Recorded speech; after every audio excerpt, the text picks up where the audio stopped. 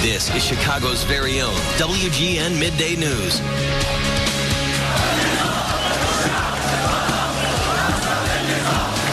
Breaking news continues from Egypt this noon. President Hosni Mubarak has resigned.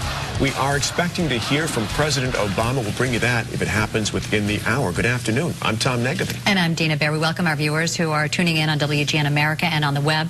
CNN's Sandra Endo has been following the story and joins us with the latest. A revolutionary day in Egypt, the end of a dictatorship. The voice and will of tens of thousands of protesters proved to be victorious. In a stunning turn of events in Egypt, officials announced on Egyptian state television that President Hosni Mubarak will step down after almost 30 years in power and 18 days of protesters demanding a regime change. The statement came on the heels of reports that Mubarak had left the country's capital of Cairo and headed to Sharm el-Sheikh on the Red Sea.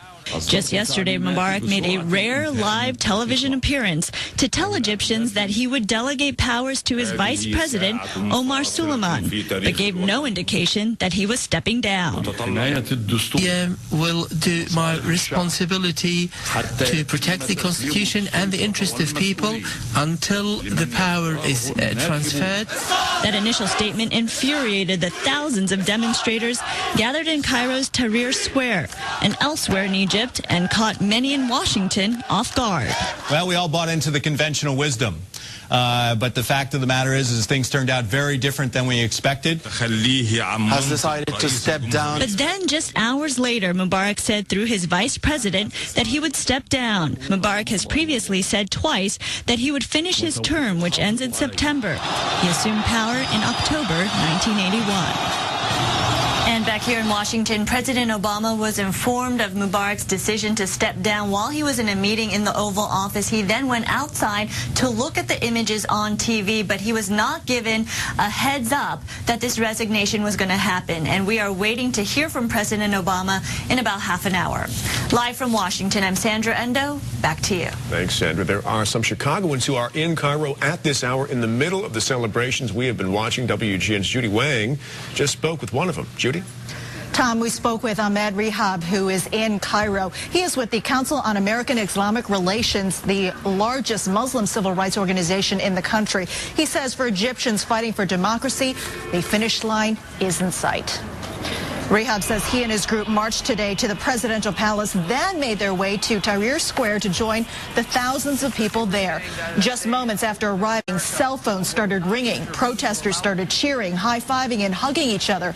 He described it as simultaneous, as if someone had scored at a soccer game and everyone erupted in cheers at one time.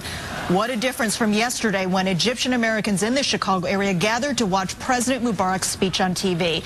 Many were preparing for a rally on Michigan Avenue tomorrow to show continued support for protesters. Rallies were also planned for Washington, D.C., New York City, and San Francisco. This morning, disappointment. This afternoon, jubilation. None of us thought we would ever see this moment. Mubarak has been president for all of my life, and I've never known any other Egyptian president. But, you know, I have to say that when the revolution started, when everybody decided to finally speak up and claim what's there, it was all about belief. We had full belief that we were going to go all the way to the end. Rehab says after what happened yesterday, protesters knew that they had to turn out in the days ahead in even greater numbers. He believes perseverance, ultimately paid off. He sums it up this way. He said, the people of Egypt are no longer a silent majority. In the newsroom, Judy Wang, WGN News. Judy, thank you.